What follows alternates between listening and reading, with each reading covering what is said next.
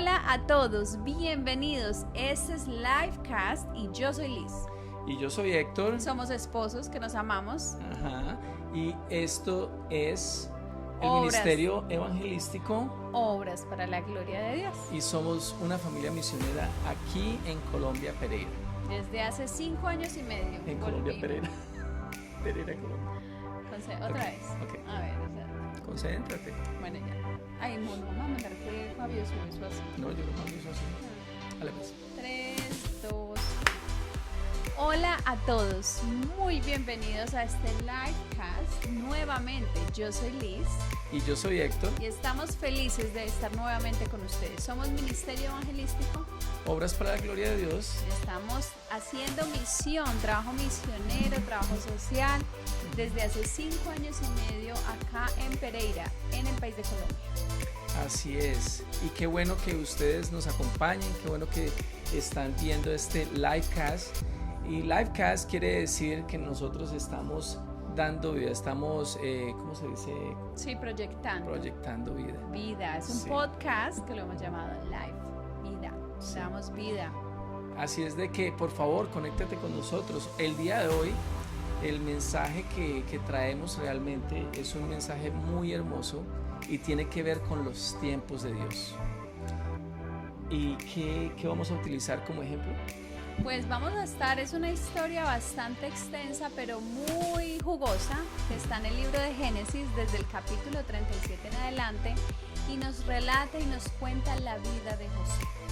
Así es, la vida de José. Sus hermanos, su padre, y hoy traemos de parte de Dios una enseñanza muy grande para nuestras vidas. Y no queremos ir tan atrás. Bueno, yo diría que vamos a ir tan atrás como cuando él fue vendido. ¿Sí? Antes de ser vendido, realmente, él tuvo unos sueños y ese fue como el detonante que hubo para que él fuese vendido, porque los hermanos ya venían cansaditos de él.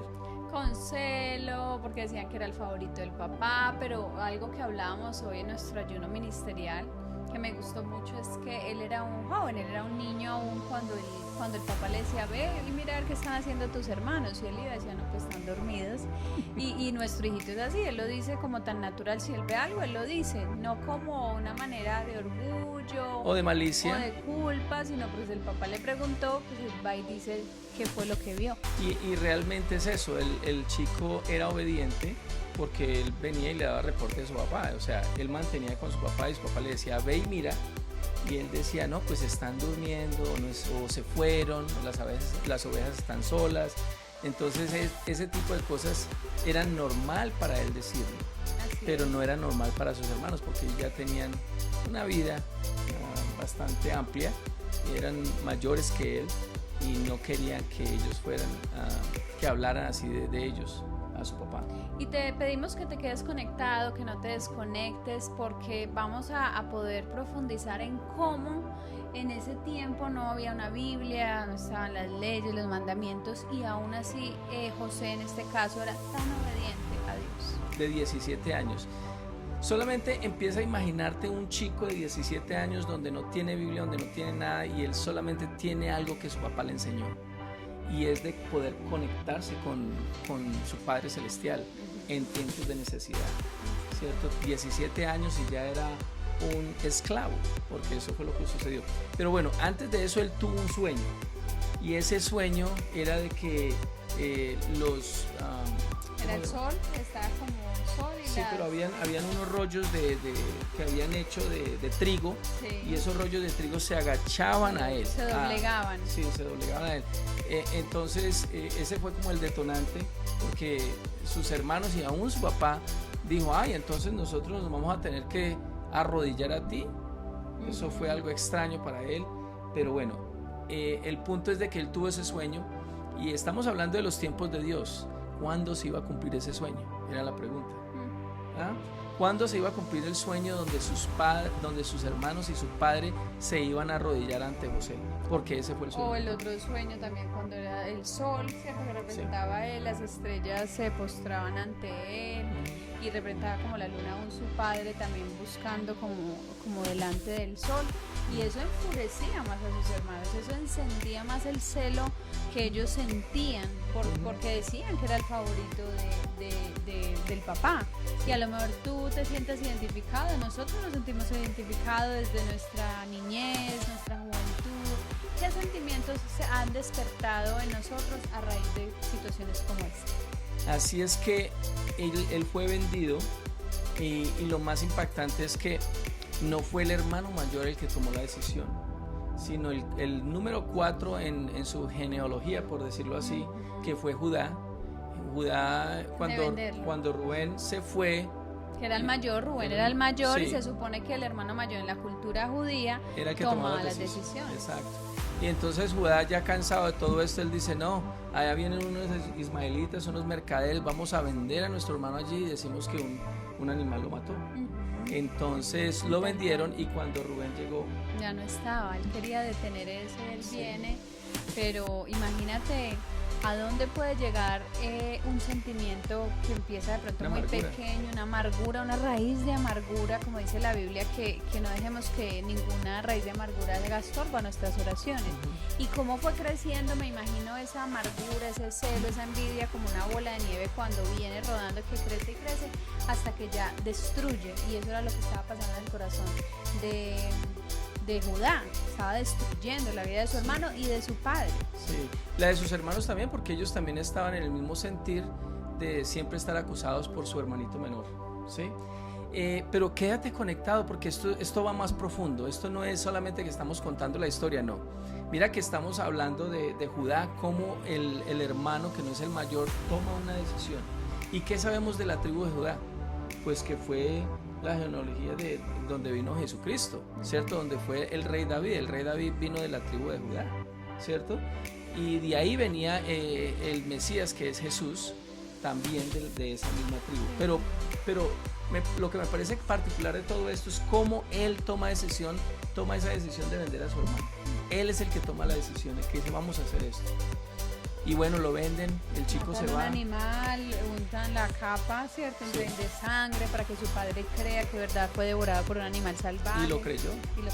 Y bueno, y entonces ahora José se encuentra como esclavo en Egipto, y allí, después de un tiempo, después de haber sido puesto como cabeza de ese hogar, de esa casa, dice la Biblia que todo le fue entregado a él, y que Potifar no tenía que preocuparse de nada de eso. Pero primero pasó por la cárcel. No, primero fue esclavo en la casa de Potifar.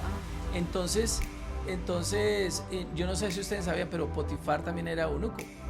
Eunuco quiere decirte que él no podía tener hijos, ¿cierto? ¿Por qué? Porque él era parte de la guardia del rey, y ellos no podían tener hijos, podían tener su esposa, pero entonces por eso era que la esposa de Potifar era un poco alborotada, ¿cierto? Al ver que su esposo era así, pues ella tenía que buscar por otro lado, y buscó a José. José de 19, 20 añitos apenas, dice la Biblia que era de buen parecer, que era alto, que era muy educado, y que todo salía muy bien cuando él que huyó, lo sí. que dice la Biblia: huyan de sus pasiones juveniles, sí. Cuando sientan que están siendo tentados, claro. Y más en esta parte sexual. No, y mira que él estaba hablando de varias cosas. Dice: ¿cómo yo puedo hacer esto a mi amo, que él me dio la confianza, que puedo yo utilizar todo lo que quiera hacer, y que cómo yo voy a tocar a la esposa de mi amo? Esto es imposible. Pero sabes que yo también veo que esta parte de José refleja como su lealtad hacia Dios, porque amaba tanto a Dios, él escuchaba claramente la voz de Dios, y él podía entender de que Dios, aún en medio de que sus hermanos lo hayan vendido y todo, tenía un puesto relevante aún siendo esclavo, y eso se lo debía a Dios. Sí. Y que podamos mirar en qué áreas de nuestra vida, aun cuando se parece que está muy mala la situación, vemos que Dios está haciendo algo bueno, que lo está tornando para bien, y podamos ser siempre leales y en agradecimiento al Rey de Reyes. Una cosa que me confronta a mí como seguidor de Cristo, como amante de Dios, es de que José a los 17 años, él ya sabía cómo tener una relación con Dios. Él no necesitó de una Biblia, de un escrito, porque no lo había, pero aún así él escuchaba su voz. A mí me impacta mucho eso, porque yo digo, ¿qué hubiese sido de mi vida si no hubiera habido una Biblia? Claro, disponible para nosotros, no solamente en el idioma en español, sino también en inglés, y una Biblia que ha sido traducida del hebreo, del arameo y del griego. O sea, nos da un entendimiento tan profundo de lo que sucedía en esos tiempos. Y yo digo, hoy en día las personas no leen la Biblia, y ese es el resultado es la muerte. ¿Por qué? Porque no tenemos una dirección de parte de nuestro Dios, de parte del que nos creó. Entonces yo era confrontado con eso, decía, sí, claro. ¿Qué hubiese sido de mí si no hubiera tenido ese libro? Pero imagínate la pureza del amor de José hacia Dios, que a veces nosotros con la palabra que tenemos Antiguo Testamento, Nuevo Testamento, tenemos todo a plenitud para nosotros, para aprender directamente del corazón de Dios, y tambaleamos, retroceden las personas, apostatan la fe. Y él, que no tenía nada de esto, ¿cómo estaba su corazón tan sintonizado a la voz, tan alineado a la voz y al corazón de Dios? Y creo que es una invitación para todos nosotros, a su iglesia, a su cuerpo y a todos los que estén escuchando, de que podamos todos los días pedirle, Señor, alinea mi corazón a tu voz, alinea mi espíritu y mi voluntad a tu voluntad. Así es. Entonces, como se pueden imaginar, nosotros estamos aquí hablando de algo que Dios nos ha venido hablando, y eso es de los tiempos. Mira que José estuvo en la casa de Potifar por varios años, y cuando esto sucedió... ¿Cuánto estuvo en la cárcel? Después fue a la cárcel. Él estuvo en total en la casa de Potifar y en la cárcel por un total de 3 años, porque fue a los 30 años, 13. Cuando él salió de la cárcel, ya tenía 30 años, y él llegó allá a los 17. Entonces, él se encuentra en esa situación, y Potifar lo pone en la cárcel, y muchos dirían, Potifar es malo, ¿cómo es posible? Y su esposa no y todo agradecido. Eso. Y resulta y pasa de que Potifar tenía el poder de matar a José. Claro. Él tenía el poder de hacerlo, porque él era prácticamente uno de los mayores encabezados del reino de Egipto en ese tiempo. Pues sí. Él era el guardia él era el jefe de la guardia real de Faraón. Entonces lo que hizo Potifar, en vez de matarlo, lo llevó directamente a la cárcel para asegurarse de que su vida estuviera salva. Sí, de que no lo mataran, de que no le hicieran nada, y él lo entregó allí en la cárcel, porque en el fondo él sabía que él iba a prosperar no importa dónde. Si prosperó en su casa y salió adelante, y sabía que Dios estaba con él, porque eso es algo de lo que José siempre hablaba. Él fue a la cárcel y allí sucedió igual. Y muchas veces, o todas las veces, la Biblia, recuerden que siempre nos lleva a cada etapa de nuestras vidas. Que aunque pues la cárcel, imagínate José en la cárcel, que yo soy inocente y aún está en la cárcel, parece muy oscura la situación, es necesaria para poder avanzar en el plan de Dios, y así es para todos nosotros. En áreas que han sido de dolor, han sido de pronto de cambio de trabajo, de casa, aún de escuela, de universidad, lo que sea que ha cambiado, ha marcado nuestra vida, Dios, te aseguro que lo ha usado para bien, para tenerte en esta temporada. Mira que es tan importante los tiempos de Dios, que José tuvo que estar allí todo ese tiempo para aprender a servir, ¿cierto? Para después servir. Aprender a servir para después servir. ¿Por qué? Porque si él no aprendía a servir aún en esos lugares, él no iba a aprender, él no iba a servir cuando esté en una posición muy alta, ¿cierto? Y a los 28 años se encuentra con una situación donde 2 personas fueron encarceladas, el copero y el panadero, y ellos tienen un sueño, y él descifra esos sueños y le da la gloria a Dios en el tiempo. Pasaron 2 años antes de que él fuese recordado por el copero del rey. Hay otro paréntesis. Sí. Procesos, tiempos, tomamos una decisión, ay sí, yo siento que Dios me habló, yo siento que es por acá, y tomamos la decisión en obediencia, Y pasan un día, 2 días, una semana, un mes y nos desanimamos porque no vimos respuesta inmediata. Acá vemos que él puede discernir y ver qué pasa con esos sueños, pero pasan 2 años de respuesta. Y a veces creemos que no, que me equivoqué, que Dios no me escuchó, que Señor, ¿por qué estás tan callado? Pero siempre Dios está orando a nuestro favor.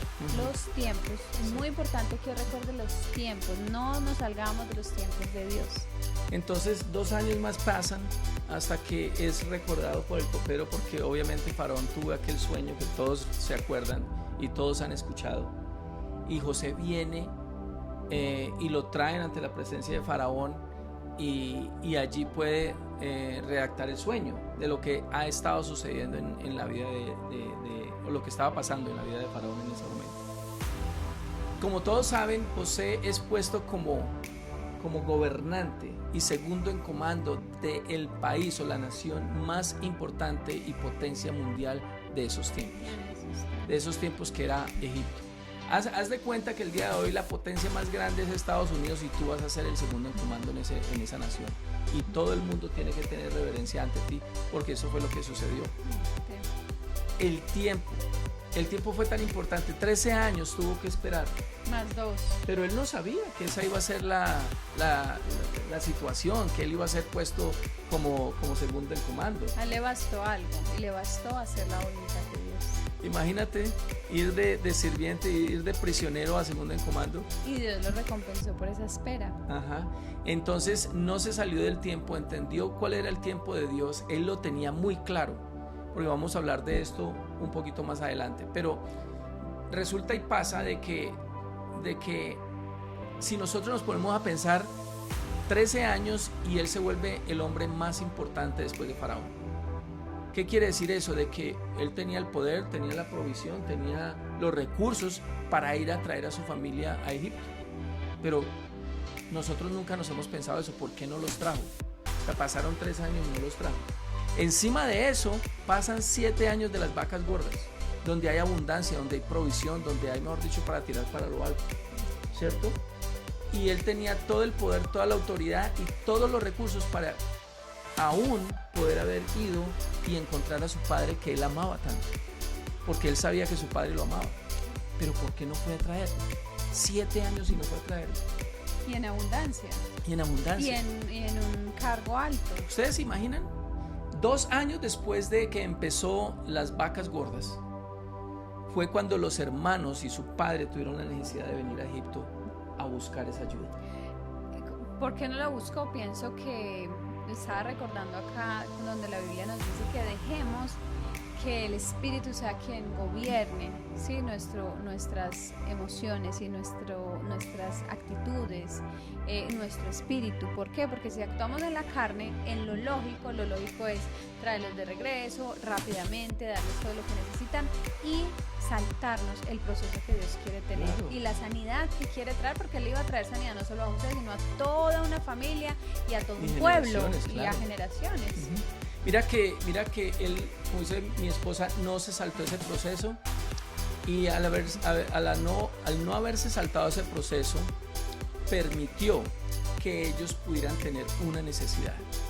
¿Sí? Si él hubiese ido allí a la tierra de Canaán a traer a su familia y se hubiera presentado como el segundo en comando de la nación más grande del mundo en ese tiempo, los hermanos no hubieran visto una necesidad para sanar o para pedir perdón o para reconocer un error, ¿cierto? No hubieran tenido nada de eso. Y aparte de eso, tenemos que pensar de que ese sueño que tenía José era el sueño que se tenía que cumplir ante todo, porque fue el primer sueño que hubo.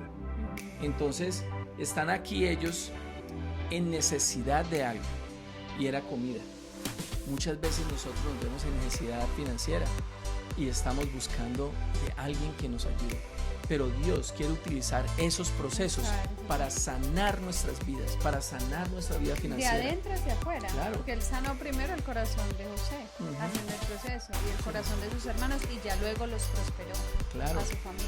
Entonces vienen ellos, piden la comida, y Él empieza a mirar sus corazones a ver si realmente han cambiado, porque pasó tanto tiempo. Ya estamos hablando de que Él empezó a gobernar a los 30 años, habían pasado 13 años, y después pasaron otros 9 años, porque eran 7 años de las vacas gordas y 2 años de las vacas flacas, serían 9 años. Serían 9 años en total, más los 13, son 22 años que habían pasado. Entonces él necesitaba estar seguro de que ellos sí iban a apreciar esa provisión que él tenía para ellos, porque él quería obviamente a su familia darles todo lo que ellos necesitaban, pero él necesitaba ver los corazones de ellos, ¿sí? Él necesitaba saber si ellos habían cambiado y se habían arrepentido de esa atrocidad que habían cometido 22 años antes. ¿Ah? ¿Qué tanto? Y qué mucho tenemos que aprender. Tanto tiempo. De José. Pero mira que una de las lecciones más importantes de esto acá es cómo José les dice a ellos, después de haber venido 2 o 3 veces, van y traigan a su hermano menor. Tráigamelo, porque yo quiero ver a ver si sí están diciendo la verdad, porque yo no sé si ustedes están diciendo la verdad. Y ellos se fueron muy tristes a la casa de su padre, a la tierra de su padre, a Canaán. Y cuenta que, o sea, uno piensa que fueron y vinieron y unos días, pasó una semana, no, pasó un año. Antes de que ellos volvieran. Antes de que ellos volvieran con Benjamín, sí. Porque era más por la decisión de su padre. Su padre decía, no, yo no quiero perder otro hijo, no, hasta que pasó un año y dijo, bueno, vayan porque ya se había acabado la provisión y necesitaban otra vez. Pero mira la retribución que hubo y el entendimiento que hubo en la vida de Judá. Y yo vengo a pensar que Dios tenía un plan con él, porque él en la historia, él fue el que tomó la decisión de vender a José, pero la historia también cuenta que él fue el que le dijo a su padre, ¿sabes qué, papá? Yo me voy a encargar de mi hermano, yo voy a asegurarme con mi vida de que nada le suceda a él, pero si algo ha de pasarle a él y yo no puedo cumplir con esta promesa, ahí están mis 2 hijos, tú puedes hacer lo que quieras con ellos. Hubo retribución con su padre, porque claro. Hubo un arrepentimiento, sí. Porque es que hay una diferencia entre remordimiento y arrepentimiento. Con el remordimiento tú solamente, o sea, lo sientes por un ratico y ya, pero vuelves a hacerlo. Sí. El arrepentimiento te trae un cambio, y un cambio radical, y él había tenido un cambio donde no quería volver a cometer el mismo error. Sí, y entonces él hace esa promesa, y pues eso es lo que le da confianza y esperanza a su padre, de decir, bueno, está bien, sí, poniéndolo de esa manera, vaya pues, haga lo que tenga que hacer. Ellos se van, después de haber pasado un año, yo me imagino la espera de José. Ustedes se imaginan, estos hombres, hermanos de él, se van y pasan 5 meses, pasan 6 meses y nada que aparecen. Y digo, estos locos se quedaron, no volvieron, les dio temor, eran mentirosos, realmente no cambió su corazón. Muchas cosas pudieron haber pasado por la mente de él, por el corazón de él, pero él no permitió que eso lo afectara. Qué tremendo eso, no permitió que eso lo afectara, porque cuando ellos llegaron con su hermano, él lo recibió y estaba tan feliz de poder ver a su hermano menor. La cosa es que él les pone una prueba más y les dice, bueno, ahora los voy a dejar ir, váyanse con toda esta comida, yo me quedo con Benjamín. ¿Y qué dice Judá? ¿Qué se queda? Dice Judá, yo no podría permitir que mi padre tuviera este dolor de nuevo. Él ya lo tuvo una vez y yo no podría aguantar, yo no podría pasar esa situación. Así es de que yo decido quedarme aquí en su lugar. Él estaba sacrificando su vida por su hermano menor. Y cuando nosotros miramos esto, eso es lo que Jesús hizo. Se pone en sacrificio en lugar nuestro. En lugar nuestro. Entonces ahí es donde viene la retribución completa, porque de la línea de Judá es que salió el rey David, del rey David salió Jesucristo. Y eso es lo que nos permite ver a nosotros cómo fue que sucedió esta retribución. Ahí es donde yo lo veo.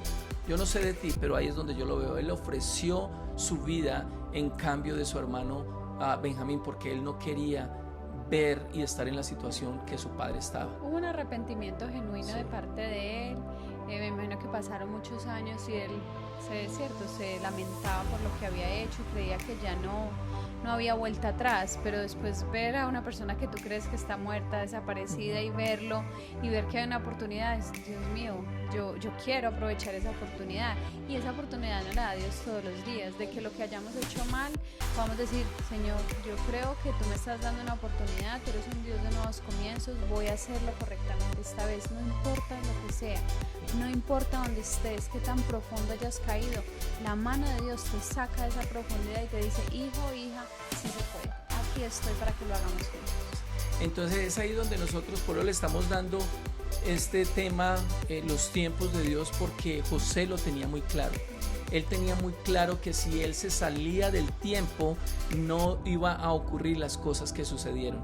Todo tuvo que ser por medio de ese tiempo, y él no se adelantó a tratar de ir a traer a sus hermanos, no se adelantó a tratar de hacer todas las cosas que pudieron haber cambiado la historia de su vida. Y mira que cuando él se pegó a los tiempos de Dios y permitió que todo eso sucediera, todo fluyó. Llegó ese arrepentimiento, llegó ese encuentro, hubo sanidad en los corazones de cada uno de ellos, y nosotros podríamos decir de que vivieron muy felices después de eso, porque nosotros venimos es a brincar cuando la parte de la Biblia donde Moisés nace. O sea, pasan casi que 400 años. Nosotros no escuchamos nada más después de ese tiempo. 400 años después podemos ver cómo sucede eso. Entonces, ¿cuál es nuestro mensaje del día de hoy?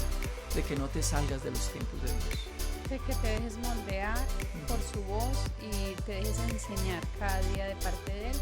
Y siempre le preguntes, bueno, Señor, este proceso está siendo duro, imagínate en una cárcel de esclavo, lo que sea que estemos atravesando, Señor, este proceso está siendo difícil, pero yo sé que hay un propósito muy grande en esto, ayúdame a entenderlo, dame paz en este proceso, dame gozo en este tiempo para que se cumpla tu voluntad. Es muy fácil. Sí, muy fácil. Sí, no dudes, ten paciencia, porque la paciencia nosotros tenemos que alimentarla todos los días. Y eso que les estaba diciendo de cómo escuchar a Dios, a mí me parece eso tan increíble, como una persona como José a tan corta edad podía escuchar la voz de Dios sin tener una Biblia, sin tener algo. Yo creo que la Biblia es muy importante y es algo que nosotros tenemos para poder comunicarnos con Dios. Pero yo te digo, cuando tú has leído la Biblia, tú puedes meditar en lo que has leído y así mismo escuchar su voz y tenerlo siempre en tu corazón. Recordarla una y otra vez. Exacto. No olvidarte de Él en cada decisión que tú tomes, porque muchas veces tomamos decisiones sin preguntarle, por emociones, pero si tú le estás preguntando a Él y estás conectado o conectada con Él todo el tiempo, nada de eso va a impedir. Y así como mi esposo dice, no te olvides de él, por favor tampoco te olvides de compartir este livecast con tu familia, con tus amigos. Las personas necesitan escuchar este mensaje así como tú y yo podemos recibirlo de parte de Dios. Estamos en todas las redes sociales, en YouTube, en Instagram, en Facebook, y así podemos llevar el reino de los cielos a que avance mucho más. Así es. Dios te bendiga y hasta la próxima.